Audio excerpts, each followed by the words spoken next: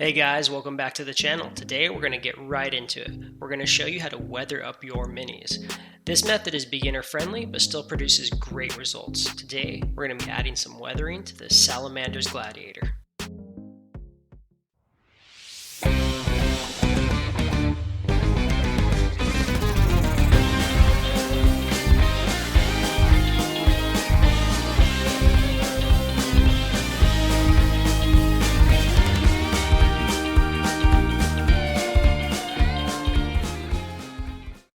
Okay guys, first thing you're going to need is some paints. I'm using Vallejo Charred Brown and Vallejo Black mixed at a 1:1 ratio, but any grayish brown will work.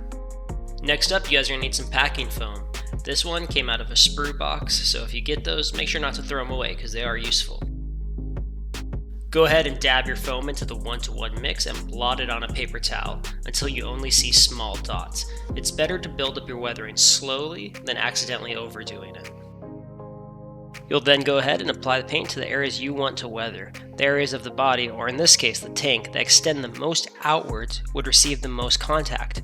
Therefore, you should focus your weathering on these edges.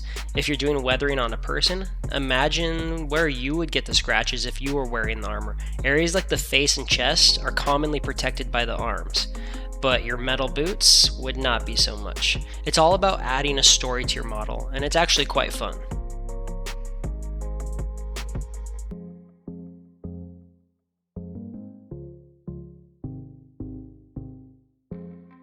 Another thing we can do is add some directionality to the weathering. Get your foam pad with the same amount of paint we had before and do a swiping motion. This is great for simulating high-speed damage that might have occurred to your vehicle or model. Next, you're going to need a dark silver paint, in this case Vallejo Gun Metal, but something like Citadel's Lead Belcher also works. With the silver, we're going to add some to anywhere the weathering is especially heavy, or any edges that would have been hit so hard they're taken down to bare metal. You don't need to be super precise in this step. I just look for large areas of weathering paint and add some silver to the center. The randomness we created with the sponge ensures that it doesn't look too uniform. The front of vehicles are going to be especially weathered. Just go ahead and look at any old car. The front is going to have tons of nicks, scratches, dents, and they're not even being shot at. So make sure you're adding a good amount of weathering to the front of the vehicle.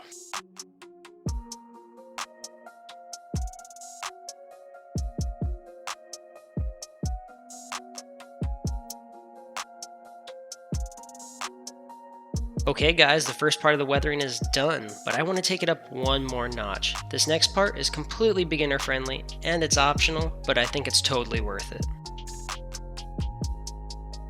Next, we're going to use some weathering pigments. I'm doing urban rubble bases, so I'm going for a dusty concrete look. Depending on your bases, you may choose other colors. Since I'm using two different color pigments, I'm going to go ahead and mix them up. As you can see, there's no real need for precise measurements.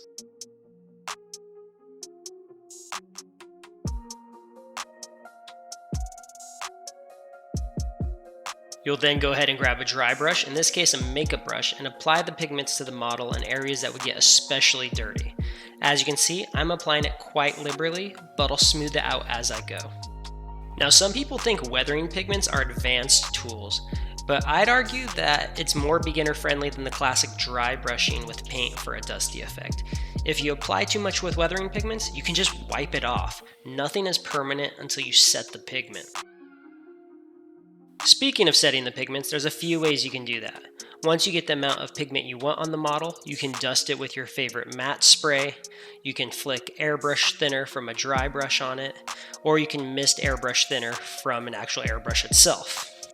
The key word here is mist. If you go hard with your matte spray or your airbrush, you're just going to blow the pigment off. You can now see them just going around the model and feathering the pigment, reducing where it's too heavy and blending it where it's too light. This stuff is seriously easy to use.